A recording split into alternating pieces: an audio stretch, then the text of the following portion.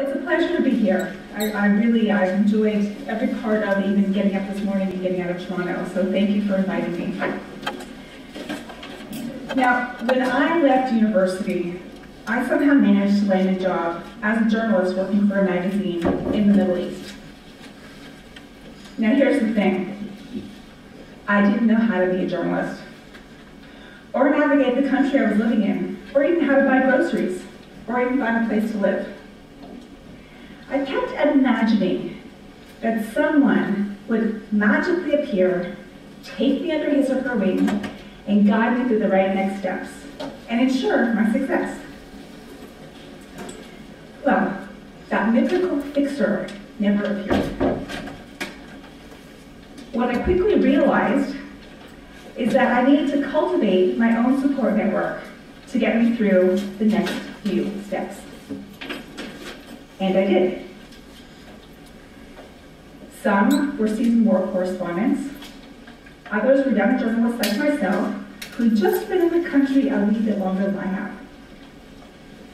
The result, I ended up landing a great feature story and created business and personal contacts that lasted me for over 15 years.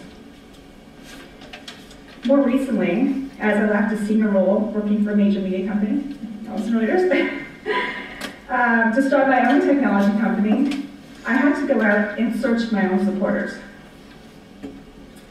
Not surprisingly, my tool, Rally, encourages users to meet goals and follow through on those goals through the act of collaboration.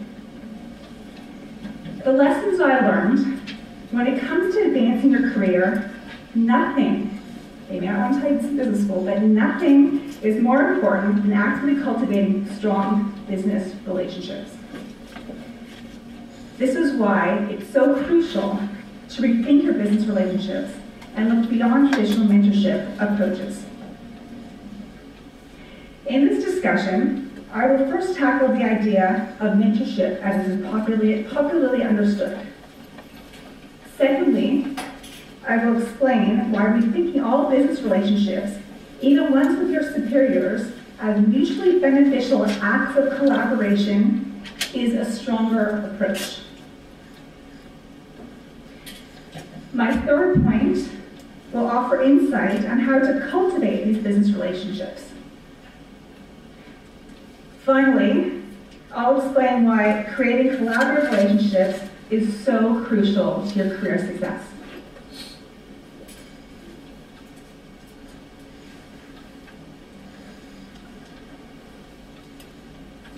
How many people here have been in a mentorship program? Anyone? At least 3 or 4. What do you think of when you hear the word mentorship? Guiding. Mm-hmm. Somebody who's already been through what I've been through. Just make sure that I don't make the same mistakes as him. That's very true. Anyone else? Supporting and inspiring. Supporting and inspiring. I think it's always like an ongoing thing, trying to find the next step, find a purpose and an end goal. Right. When you said the word program, it talks about structure around it rather than someone just taking you under their wing. There's a more formal process. There's quite often a very formalized program. That's very true. Anyone else want to share their mentorship program experiences? It's usually one person giving the information and the other one taking it. It seems to give one way, take the other way. Exactly. That's exactly my feeling. So, for me, it's always suggested it's a one-way street. And in my mind, that's really no basis for a healthy relationship. How many relationships do you have that are completely a one-way street? But I don't want to dismiss mentorship programs altogether. There are pros and cons to existing mentorship programs. And you'll likely encounter a formalized mentorship program when you enter into the business world. So here are some of the current mentorship programs. And these are the most common ones. There are new ones that are cropping up all the time. But here are some of the basic mentorship programs that you'd likely encounter in a corporate environment. Well, informal, Has anyone been in an informal mentorship relationship? And those are great. Actually, those are great. And as you can see from the pros, according to research, protege satisfaction is much higher in an informal relationship program, informal mentorship program. Now, what are the cons? It can be very difficult to find an informal mentor. That's true. Another con is it may preclude diverse mentees. And I'll talk about this a little bit later, but when you're developing these relationships, and developing these relationships are really important, there needs to be a chemistry. Chemistry is something I talk about a lot, and that can be difficult if you're not like your mentor. So we can go over that later. Other types of mentorship programs, there is the most common one, which is a formal mentorship program. Very much what we discussed, there's a mentor and a protege. The reason why companies love these programs, because you can track progress and it's measurable, and everyone likes to know what the results are. The good thing about formalized mentorship programs, as I mentioned, in informal ones it may be hard for diverse people of a diverse background and women to find mentors, is in a corporate environment with a formalized program, you're assigned one, so everyone gets one, and you're not left out. The cons are, it can be very awkward and time-consuming. So if you have an obligation to meet with your mentor every quarter for 3 hours, it can be a very awkward experience, especially if you have nothing to talk about. I mean, of course you have goals, but if you have no other basis for your relationship, it can be very challenging. And then there's a reverse mentorship program. Has anyone heard of a reverse mentorship program? I was actually in a reverse mentorship program when I was at Thomson Reuters very early on in my career, and it was a very unique experience. And what it means is the protege is meant to mentor a more senior executive in the firm. This is great for a variety of reasons. It can offer a fresh perspective for some top executives who are unfamiliar with what's happening amongst a younger generation or amongst different populace in the company. The great thing for a junior individual in the company is it provides important access to very senior executives, and that can be very difficult to secure. The challenge is, and this is a challenge that I found, it can be very difficult for a very senior executive to take the advice of a more junior one. And if you're asked to be in a reverse mentorship program, you feel as though there is an obligation to teach. And what are you teaching really? And that can lead to some uncomfortable discussions.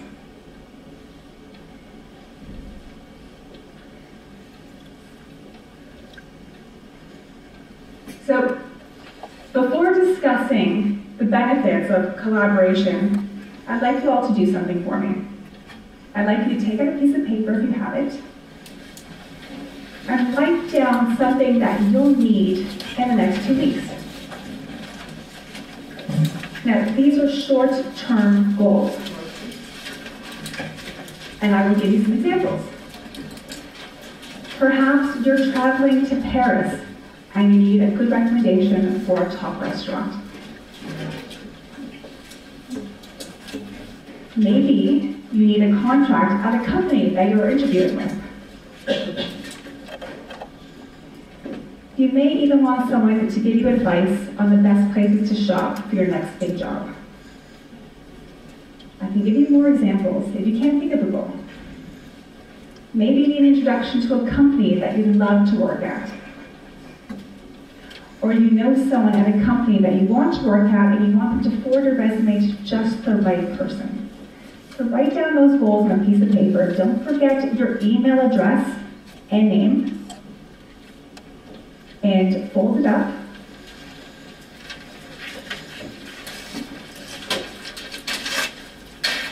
And when you're done, you're going to hand it to somebody else in this room. They can be at your table. They can be at another table. You don't need to play musical chairs, but if you can reach over to someone you don't know and hand them a piece of paper, that would be great. Don't read the papers, just receive them.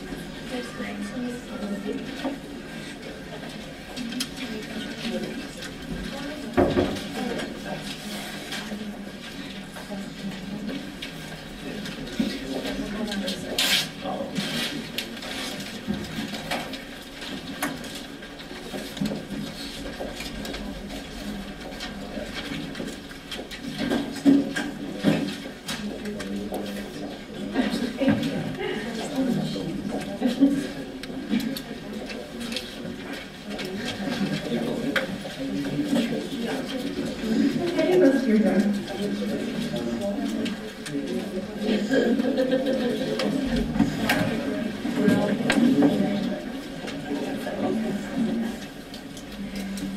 So what do I mean when I say collaboration?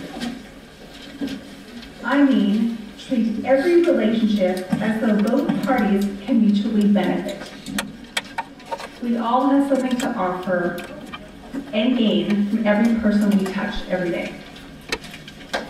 I want you to start thinking of collaboration as a simple act of reciprocity. This is particularly important if you're managing up. You want to manage up from a standpoint of strength. As I mentioned and as we discussed, mentorship insinuates it's a one-way street. But no real relationship works that way. I'm not the only person advocating the idea of collaboration. This is increasingly becoming an important theme as companies find themselves eager to move away from a hierarchical structure. There's also a strong business case for collaboration. A recent McKinsey report shows that improved collaboration, in this specific case through social media, raised productivity of participating workers by 20 to 25%.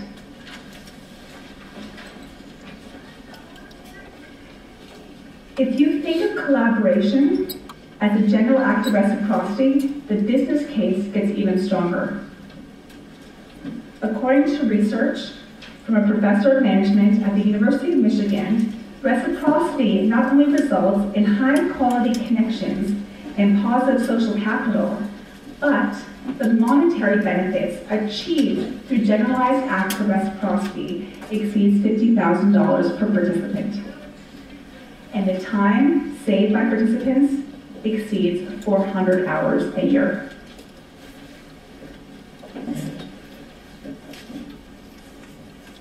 I gave it away. Should have switched. Now, how do you cultivate these relationships? In my mind, and bear with me through this analogy, creating these business relationships at work is very much like dating. As I mentioned before, chemistry plays a strong role in developing these relationships. In a study published by the American Sociological Review in December, interviews of employees at an elite professional services firm found that evaluators hired in a manner more closely resembling their choice of friends and romantic partners. In short, many hiring managers prefer candidates who shared their leisure pursuits and personal style, and this sense of a shared culture often outweighed any productivity concerns. One female evaluator in a study likened the hiring process to a date, saying, "You kind of know when there's a match."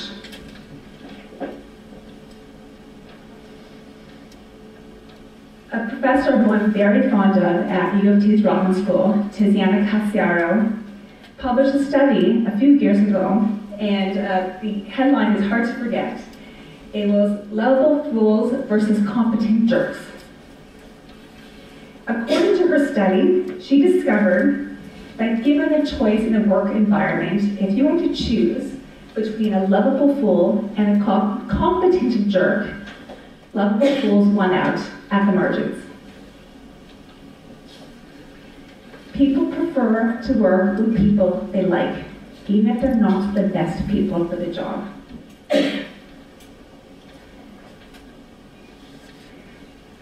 Now, the idea that companies or hiring managers look for cultural fit when evaluating a potential employee is not a new idea. But it's important to realize that its significance may have been previously understated. Even eHarmony, yes, eHarmony, the dating site, is reportedly moving into the business field. and they wouldn't return my phone calls, but they plan on matching individual hires to specific supervisors, not corporations, but specific supervisors.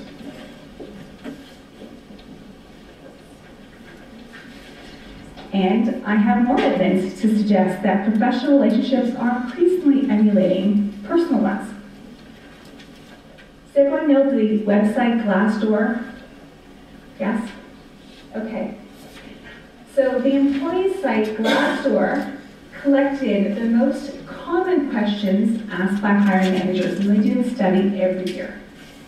And these questions made it into the top 50 of all questions that potential interviewers ask candidates.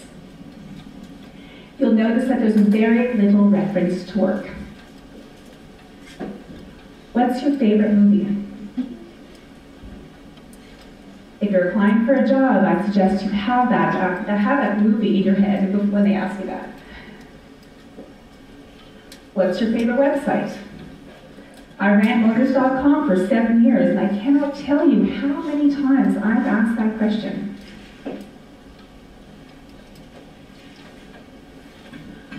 What's the last book you read for fun?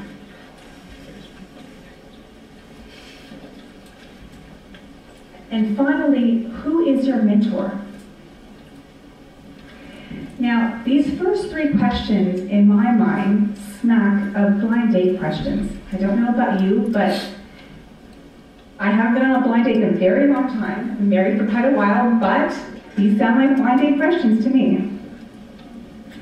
This last one shows that employers want to know that you're taking your career into your own hands. They want to know that you're not waiting to join the firm and be assigned a mentor. You've actually searched one out and you know what it means and its importance.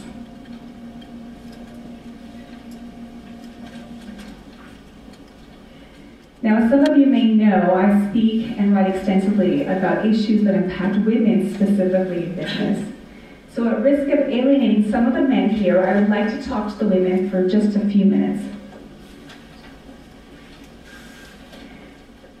Research shows, and I've seen this anecdotally many, many times, that we pride ourselves on being good at relationships. The truth is, we network and socialize professionally a lot less than men do. A study published in Harvard Business Review and the Center for Work-Life Policy pointed out that even women who grasp the importance of relationship capital, and you should think about that, relationship capital, fail to cultivate it effectively. Many women consider getting ahead based on whom you know to be a dirty tactic, which is inherently unfair. Would anyone care to admit to feeling this way? I know I felt that way. It's taken a lot to beat that out of me. Anyone else?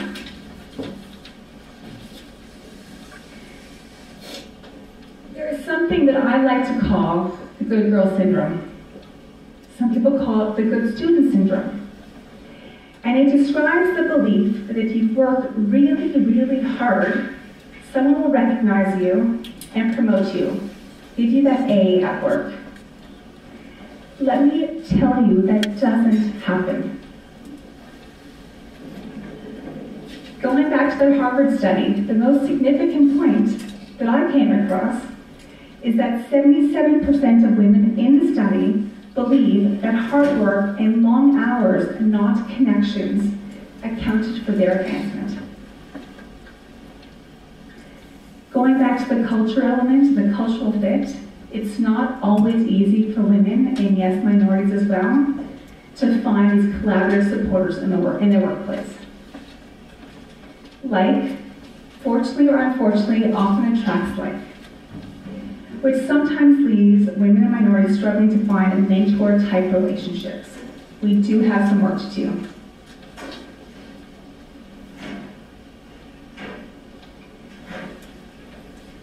My final point, why are these collaborative relationships so important? Anyone want to offer a suggestion? Why are they so important? I mean, the first two will be obvious. Career advancement. Who you know helps you get ahead, and that's just a plain fact. The second is also quite obvious. New opportunities. The more people you know, the greater your access are to opportunities. Knowing more people opens new doors. But here are two more critical points.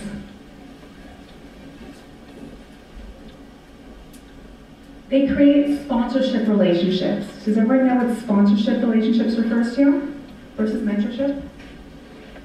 Sponsorship is when people speak about you behind your back favorably. When a senior executive says, there is that woman, Leah, who's done such a fabulous job, and we need to promote her, and I'm not around, that person is my sponsor. It's really critical to find those people that will talk about you when you're not around and say good things. It also pays out in salary. A Catalyst study shows that women who mentor others, and this is a women's study, received higher compensation to the tune of $25,000 US a year. $25,000.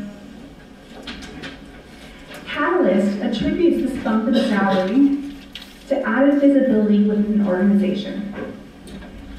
That means that fellowship pays off. The more you support, the more people follow you.